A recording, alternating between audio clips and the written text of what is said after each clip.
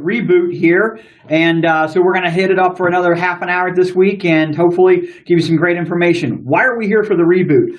Well, me and the crew here, we are the Reboot crew. I love saying that, guys. It just never gets more fun than saying that. Reboot. And we're the Reboot crew. If I could just get it to roll off the tongue, that'd be great. And what we're here to do is, we're all entrepreneurs, we're all business owners, and what we're here to do is to try to help you as a business owner evaluate decisions that you have or haven't made, whether they're good decisions or bad decisions, and essentially reboot on them your decision-making process. So, it's just an opportunity to kind of revisit things, whether it's technology, marketing, sales, accounting, business management, so on and so on. We all struggle with the same business challenges. And so we're here to help you reevaluate your decisions or evaluate your decisions if you haven't yet. So, with the Reboot, my name is Jim Gast, and I'm with Splicing Consulting here out of Cincinnati, Ohio. Brian Bracci from B&L PC Solutions on Long Island in New York. Hi, I'm Dave Root with WinStar Technologies, currently in the middle of a fire alarm in Nashville, Tennessee.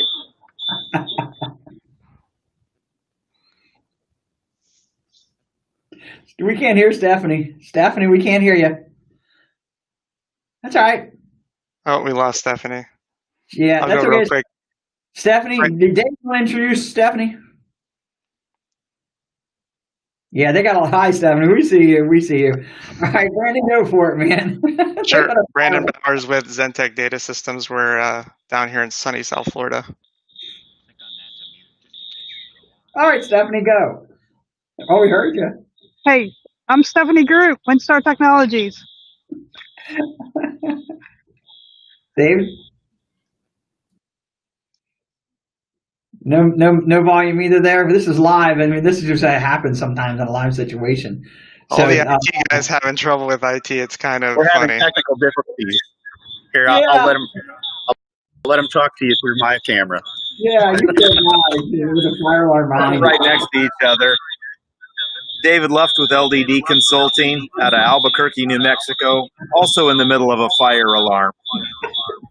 Just so you know, everyone, these guys, they're in Nashville. I'm going to be in Nashville probably in the next 6 or 7 hours myself. We all are a member of a group out of Nashville, and so we have a meeting down there once a quarter. And so they're already down there. They're waiting for me to get down there so we can go out and have some dinner and have some fun, right? You got it, Stephanie. I'm on my way. So today, guys, I know we're having a fire alarm, so participate as you want to. Don't worry about it. This is live, and that's just what happens. Today, we're going to talk about work from home productivity, right? It's like really kind of like the topic right now. Work from home. COVID's not gone away completely, and kids' sports are kind of in the air, right? And kids get sick or they get quarantined because somebody else got COVID at the school or in their athletic groups, right? So I'd say a lot of people are working from home right now. And the question I have for everyone to start off with, and we can kind of go around the world here. Brian, how long have you been working from home? Looks like you might be actually in the office. Have you been working from home or any of your staff been working from home, and for how long? Yeah, well, I never stopped coming to the office. I'm about 10 minutes away from my house, and I'm honestly not set up. And it's a good conversation to have. I'm not set up to work from home. I can't have the same productivity I have in the office. But staff was home for probably close to 2 months when everything went down, and we've had everybody back. We just moved our office in August, and we've had everybody back in the office now probably since mid-July. And it's been great. We got plenty of space and, gone down, and there's a lot of changes in that. And they're a lot more receptive to that remote support, and, they're seeing changes in their own environment. So they're, ready. They're adapting easily to what we're proposing. But we do still have clients that want those site visits, and we're doing those as well. Just taking those extra precautionary steps and making sure everybody's safe. Dave Root, are you able to chime in? How long have you guys been working from home? What are you guys up to with that? Well, the good news is the fire alarm is off for the moment. We have been fortunate in that we did not need to go work from home, although we are completely configured to do so.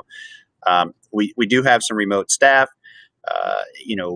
but for the most part, we remained in our office and productive. However, where we're seeing that happen mostly is with our clients, right? A lot of our clients are having to have their staff work from home, and we've spent quite a bit of time getting them configured and set up to do that safely, and try and build processes into, how to keep them included in the whole circle of the business, right? Because now everybody's kind of isolated. They're on their own island and they're away from the office. They're not interacting on a daily basis. That's basically where we're at right now. Yeah. Stephanie, something to add to that? Yeah, I'd say he's lying to you. I've kicked him out of the office a couple of times, so he's had to work from home a couple of times. But your work from home is wherever you want it to be. Mm-hmm. So, you don't have to be home. You could be on the beach somewhere, wherever you want to work. So, I actually started coining the phrase "work from anywhere" back in the summertime because I knew that's what it would be. Brandon, what's going on with you? As soon as COVID started, I let everybody work from home. I got to be honest with you, we don't have a ton of office space anyways, and we were already kind of outgrowing. And I was in a situation where I was ready to get a larger dedicated space for us because I wanted us all to be together all the time. But I'm kind of rethinking if we even want to do that because things are really working out pretty well, all of us working from home. Yeah, there's some caveats to that, and there's some things that we got to get used to doing or changes we have to make sure people are productive. I got feedback on that, but overall, it's been a pretty good experience. And I think across the board, what we hear from our clients too is they're really happy. Like they're surprised how productive they've been able to be and how things have worked for them, even though like the world has completely changed for them, right? So while COVID has been a bit of a nightmare, we've been okay in terms of the work from home situation, and I've heard a lot of positive feedback from our customers too about it. We're going to keep you. See, I think a lot of us, the struggles and challenges. This conversation is about productivity, right? And the challenges of productivity. I think I want to keep you on this side of the conversation today, right? And talk about the positive aspects of the productivity because that's good. That's really good. I mean, I've heard productivity's up, better than it was expected, but I haven't heard it's been as high as it normally would be. David, is that similar to what you're hearing, or is it different?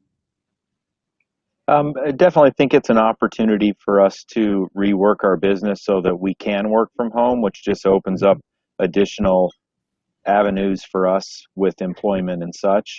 We started off, worked from home for a couple months, came back into the office because I'm still also learning how to work from home and manage employees. And I do expect next week we're probably going to start doing some more work from home again also, just because things are starting to spike in New Mexico. Yeah, well, for me, I am the guy that could work from home as much as I want. I could work from my car. I can work from my kids' basketball game, my kids' cheerleading practice. That's how it's been for me for a long time. My staff, not so much, but they come into the office. During COVID, I was the guy that came into the office the whole time during COVID. There's nobody here, when I could have been at home. So now that it seems like a lot of people went back to work, I've went the opposite direction, and now I'm working from home more. And for me, I know you guys will relate to this because we're talking about me. My team likes it that way. They like me being out of the office. You know why? I'm not asking that question. Yeah, right. Don't ask that question. No, they know that they just want to get their job done. They don't want me to get in their way, right? And so we all worked from home during COVID, until maybe the middle of July, right? And then we started coming in doing the social distancing thing, and then I kind of stayed out. So I think in our industry specifically, it's very easy for us to take those measurable tasks that are being done by your staff. Tickets are getting closed, work is being done, phone calls are being handled, emails are getting responded to. I can't say the same thing for our clients who have maybe some issues with their own employees working from home, but there's things we can do that we've been trying to do, and we still are, to make that task for them a lot easier and less grueling on whether it be management or peers, security, efficiency, and productivity. We could help improve those three things while working from home. Even our staff, when clients are calling in, generally we look at the phone, we see who it is, we know who it is, and we respond. During COVID, you're getting calls from 100 people's cell phones. We don't know any of these numbers. We don't know what the call is about, what it's in reference to. So so now one of our takeaways from it, and more so our clients, is how was I calling your office and getting your guys? How is your guys calling us and it's coming from your office? So we pushed out a VoIP campaign and said, listen, this is for what I guarantee you will save you money on your phones for what you're paying now, and you'll be able to. That work from home will literally be, no one would know the difference unless you have a dog or a kid in the background, which most people seem to enjoy anyway. So that presence is really important. I want to mention two things on that. So it really depends on vertical, right? So like you said, for us, we have a clear measurable. If you're a service provider, hey, there's tickets closed. If you're an accounting firm, maybe it's billable hours though. Because I know a number of firms that we work with, I was talking with the managing partner and he's saying, hey, our billable hours are up versus where they were before. And we're seeing people are working at different hours, but it's flexible for them as long as they're getting their work done. It's not a big deal. But I think the entire mindset in management, whether it doesn't matter what business you're in, but looking at the ways to manage your employees that are remote successfully and effectively, because I know now we're completely remote, and it's not an overly different situation from before, but I still find myself now kind of being more micromanager than I should be. And so I'm trying to change the management style so I still have visibility of what we're doing, not just from a ticket standpoint, right? But so we're still getting the connections with our employees. We're still keeping that culture alive because we're not seeing each other as frequently. So we try to incorporate video into as much as we can do. And then there's, other systems to try and keep people I think that's the other thing. When people are at home, yeah, things are getting done, but you've got a lot of other door opens, kid runs in, you're just tired of sitting at home all the time because of COVID and you're locked in the house. So like, what are things you can do to keep people focused and productive in the situation? So we've been trying to think of ways to do that and try and engage our employees. I tend to wonder also about the seasons. Like we went into spring and summer, and so that's a good time to be home and just having fun, kind of, and enjoyable. As we go into fall and winter, that's where I'm a little bit concerned about, just depression and different people of how they're going to cope with this. Well, that's a good point, because how many months has it been now? So some people are locking themselves down more than others, but we're going into, it hasn't been a year, but we're going into a year where some people have been enclosed, kind of isolated off. Yeah, we're going out, and we are going out to our customers when we need to, but it's nowhere near how it used to be I go out of my house a couple times a week versus every single day, driving hundreds of miles a day. So it's a much different, I don't know what to do. Like, how do you got to get outside, I think they say at least go get some sun 10 minutes a day or something, walk outside the house. But how do you help all of your employees in that manner too? I don't want this to be a technology conversation, but it's an interesting point. What you're saying, Brian, Brandon and Stephanie, is being looked at all levels right now. So I think just like last week, Microsoft announced it Inspire some of the more I don't know what you would call it, peaceful type of functionality built into like Microsoft Teams, right? To replace that commute. And that was one of my posts this week. It actually got pretty good response. And so, the commute's gone. So what do you do about that time that you would mentally transition from this is my personal life and then my professional life, and now this is my professional life and then my personal life, home to work to home, right?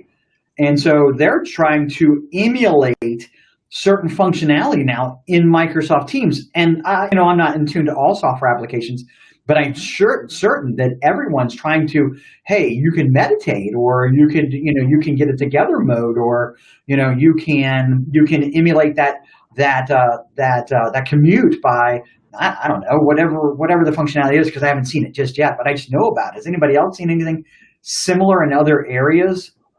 I think you hear that, right? Everybody's was saying before work-life balance, and there was a clear delineation of when you were at work and when you were at home before. Now it's completely skewed. So like for me, I didn't love driving because I was driving all the time. I was doing commuting to Miami frequently, but hey, I'm in the car. That was my time to listen to an audiobook. Like you said, kind of center yourself and get yourself ready for the day. And at the end of the day, wind down before I got home. And now I find I'm probably working more because work is just wherever I am now. It doesn't matter. So I think it's even more needed. I think those tools and trying to leverage that in the activity. And I like what Microsoft is doing now where they'll even, not to plug again a company like you said, but they give you some of these analytics, like what have you been doing today? How much screen, like look at your phone now and turn on the screen time thing, even if you're not locking yourself out of apps, but look at what you're really spending and how much time you're spending. And I'm trying to wind some of that stuff down because again, I'm always at work now. My home is my work, and it doesn't matter if I'm in the living room or back here now. It's so hard to separate that. Does anybody think that just stinks? We just don't like that, or is that the trade-off for being able to work from home? I think it's a tough pivot, right? I mean, for us, we know what we do. We as far as support, or whether we're prospecting, or whether we're trying to cross out whatever it is that we're doing as owners. We can theoretically do that anywhere, right? We're rerunning our sales playbook, whatever it is we're doing, we can get that work done anywhere. So being able to pivot and I mean, I did this week. I did 2 prospect calls over Zoom. I mean, I've never done that before. People I haven't met before. I'm on with 6 or 7 people and just trying to sell. And it's. I mean, I don't like that. I'm a people person, but I like to sit down and engage. And then the last time I did that, we're all in mass, 7 feet apart at a conference table, and it's like, okay, this is no better. Did you shake hands? Did anybody shake hands? No. Anybody do the stupid elbow bump thing? I hate that. Does anybody think? I don't want to derail us. Does anybody think if you sit down at a meeting and you start the meeting without shaking hands with people you just don't know, it's like wait a second, I just moved right into dessert. Where's the dinner? Yeah. It's like something was missing. Well, then there's the awkward one where you go for the handshake, or they go for the handshake, and then they get the elbow, and it's just now it's just awkward. Yeah. Then you hug. It's a sales dance, is what it is. I hate starting meetings. You know what?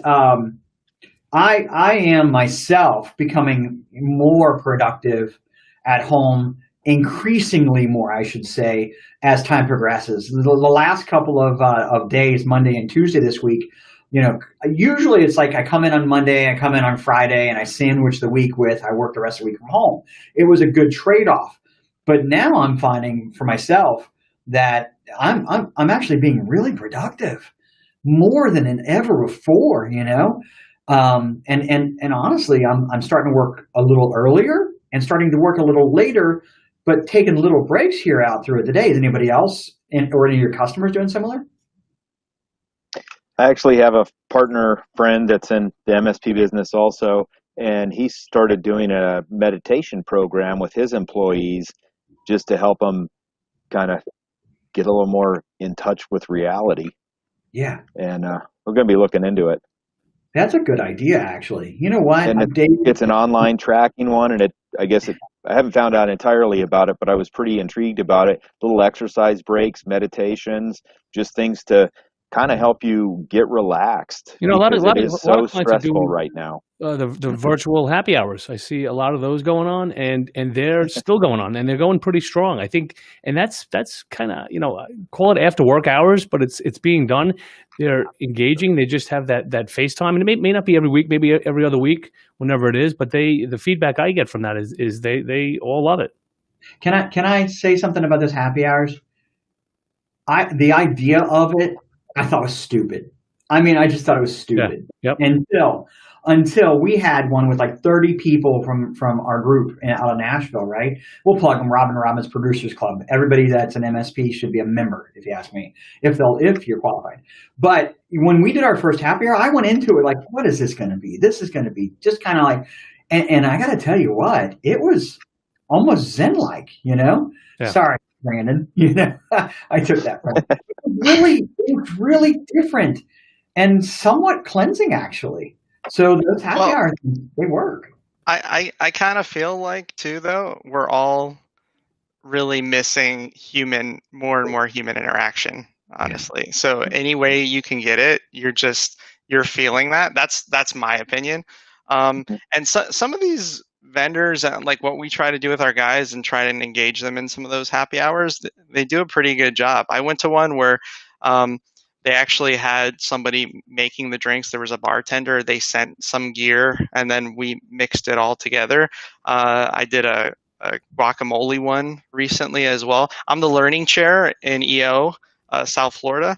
And so we set up an event for all of our members, and one of the members owns a restaurant. So she made guacamole, margaritas, and we did a little thing together. It was a short hour type of thing, but just connecting a little bit, because you don't see these people anymore. You're losing touch and the ability to have that human contact. And Zoom is not that, but it's better than nothing, it seems like. So Dave Groot, I was going to lead into on my next question. What's the number one work from home productivity challenge? But from what I'm hearing, and you know what, we all own technology businesses, right? So for us, our minds probably go right to technology first, but it sounds like that's not it. It's the challenge is that human interaction and how we're not getting that human interaction. It sounds to me what we're saying is that's the biggest challenge. Would you agree or disagree? David Groot? Is he frozen up, Stephanie? He looks like he might be frozen up. I think he is. That's okay. Somebody take the question. What? I can't hear. Oh. That's okay. Well, here, let me. Human interaction. Okay, so we got technology, we got human interaction, we got the ability to work from home and have access to all of our stuff. Lots of different things that could be challenges in work from home. Who would say that, in their opinion, one of those is the highest? Any one of them, or something else? I mean, I think human interaction is big for sure, especially around depression. But for me, the biggest issue is focus. Again, when you're at work, you're in your cube or your office or whatever it is. There's not necessarily somebody coming in all the time, your wife, your kids, whatever else is going on. People are now dealing with a lot of other dynamics. Like my son, his classroom is right next to me, right, throughout the morning. So it's a challenge. And I was at an event last week and they were talking about this and just how now there's so many attention grabbers all the time for you, especially when you're at home, that you just need to try and fight time to focus. And so whether that's blocking your calendar out, turning off notifications so you can focus time on, what you really need to be focused on. On events like this, a lot of us have two monitors, right? So you're on a Zoom call, you're on a training, a lot of us have 2 or 3 monitors. And then I look over the side to look at notes I might have, or I'm typing something, but it looks like you're not focusing on the people you're looking at. And so, maybe he's not really with me. So if you're on a sales meeting, a recommendation was, hey, turn off that other monitor, put the notes on the same screen. The other thing is we're in this room all the time, just to switch things up, go work in the living room for a little while and then come back. And it just refreshes you, things like that, to kind of just be able to maintain that focus throughout the day, because we're getting so much screen time now, way more than ever, because these Zoom things, you're on a Zoom meeting for hours at a time, or you're on one, and then another hour you're on another, and then another hour you're on another, and then it's never stopping. Versus before, like you said, Brian, I'm in a sales meeting today, and then I'm going to meet my customer, and then I'm in this meeting, and then I'm doing a social, and then I'm over here at a training, and I'm shaking hands and seeing people. And now while it's not your cell phone all day, but you're at the screen all day long. And there's chair right here. Yeah.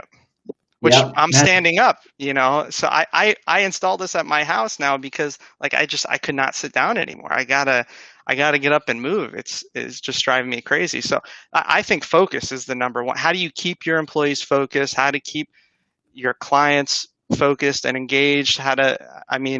It's a big problem for everybody. Yep. And anyone else? David, Stephanie, Brian? Number one challenge in your opinion? Well, I mean, aside from the technology, right, and we have solutions for all the technology issues. I think that outweighs anything else. At least it did.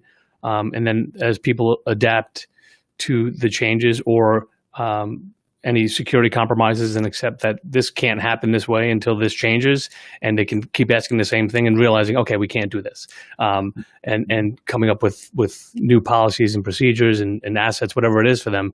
I'd have to agree with Brandon that focus definitely is probably one of the top ones right up there. I agree. So we only got a few minutes left. Let's go ahead and reboot this now, right? Okay. So we've talked about the struggles, the challenges, and so on and so forth. What is the most important solution if you were to throw everything else away and you only had an option to do one thing, maybe two, you could say two. What would those two things be? Anyone? We don't have, you're muted, David. We'll get you. Such is live stream, Maybe technology today for David, right?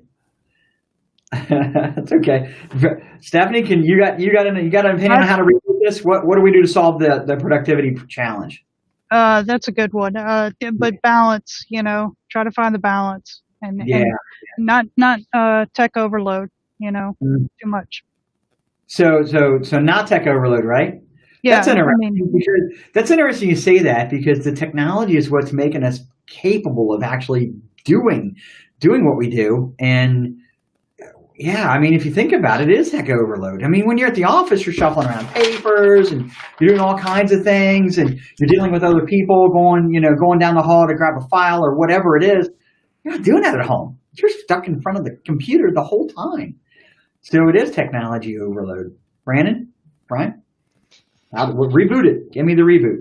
For me, the biggest thing is really just trying to avoid multitasking as much as possible. All the notifications, everything, and trying to get focus. For me, focus means productivity and moving forward and getting things done. So whether that's blocking off calendar items, turning off the monitor and focusing on this, right, while I'm here with you guys, putting my cell phone down, turning notifications off, things that are just like trying to grab my attention constantly. There's a time and place on when I should be looking at that, and I should have the choice of when I want to take the time for that. So just trying to avoid multitasking whenever. If you're naturally a person that struggles with focus, right? That's pretty hard. Yeah. I'm not the best at, serial thinking, a straight line. I usually parallel, I'm like, I'll do this and I'll do this and I'll do this. And I work them forward. I'm the one who has 3 tickets open at the same time. I'm trying to juggle, but the more you read about it, multitasking is really a myth. Your task switching, your productivity is really going down, or the overall outcome is going down in terms of the performance, because your focus is not there. You're not doing 100% at 3 tasks. You're doing 30% on all 3 of those tasks. And so what's the quality you're really getting? I closed my email this morning from about 10 o'clock until just before our meeting, just so I could just fly through something that was really important for the meeting that I actually have right after this with a great group of people. And but had I not, I will be honest with you, Brian, tell me if you feel this.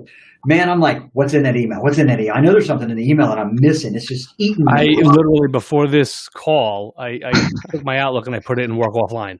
Because I don't want those distractions. And I'm just going to add off of what Brandon was saying. For me, productivity increasing, I'm talking about it from the other perspective. On my side, I think initially there was that when everyone went home, it was like, holy crap, is this going to work? What are we going to, how is this going to work out? We have no idea. We didn't know what to expect. And, I look at it, these guys each have 3 monitors. They have great stand-up desks here. Everything's great, right? But now they're working from home on whatever equipment they have, and they're getting the job done. So kudos to the employees for stepping up and making it happen. So that's it reevaluated how I perceive things, and what it exceeded my expectations. I think that if there was a problem area, we're trying to get Dave Group back. Let me see if I can add him in here. Dave, are you there? Yeah, you're moving again. We'll take that guy. I'm here. We lost Rob. Yeah, I got him. Yeah, we're having some. Add away. Have your seniors. Hey, one thing I want to throw in real quick. I've been burning up to speak, and I haven't been able to get in. But I just want to say we've seen with a couple of our clients that there's been a great appreciation on the part of their staff for their willingness to accommodate and try and put in hardware and set up processes and ways for these folks to keep their jobs and to work remote. So that in itself has been a huge positive gain. Aside from that, I'll keep my mouth shut. Thank you very much. Well, we had you keeping your mouth shut for quite a while there. We want you to talk now. You got a lot to add. No, you know what? My staff, look, I got a great staff, and most of us have great staffs, and we appreciate them. But here's what I'm going to say about it. If you had a problem employee, that problem didn't go away, right? Yeah, we got to jump. So, okay, but that problem didn't go away, And the good news is that hopefully maybe it helped a little bit. So it probably got magnified, honestly. Yeah, you're seeing it. You're seeing it, right? All right. Well, listen, these guys are up against the clock here. We appreciate you guys joining from Nashville. That was Stephanie, Dave, and David actually joined from Nashville. I'm on my way here in about an hour and a half, guys. So I'll see you tonight. Okay. For the Reboot crew, guys, thanks so much. I really appreciate it. Hopefully you have information to Reboot on. So thanks, guys. All right. Bye. Take care, all. Have a great day, guys. Have a great day, See you guys. We'll see you guys.